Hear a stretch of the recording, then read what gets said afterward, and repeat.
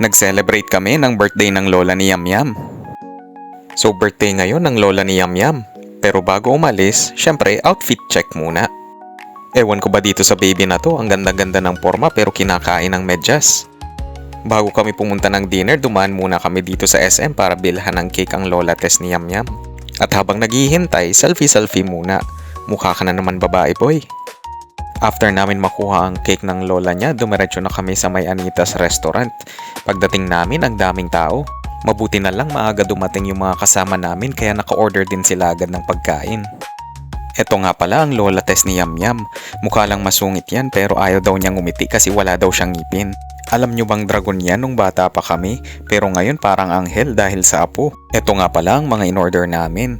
Merong pizza, chop suey, kare-kare, beef salpikaw, chow fan na rice at fried chicken. 5 lang kaming kumain pero oo, naubos namin yan lahat. Eto nga pala ang makulit na Tito Marky ni Yamyam. Hanggang ngayon wala pa yan asawa. Kaya kung sinong may interest, PM lang kayo sa akin. At after namin kumain sa restaurant, pumunta kami dito sa Infinity. Nanlibre ng kape ang Tito Marky.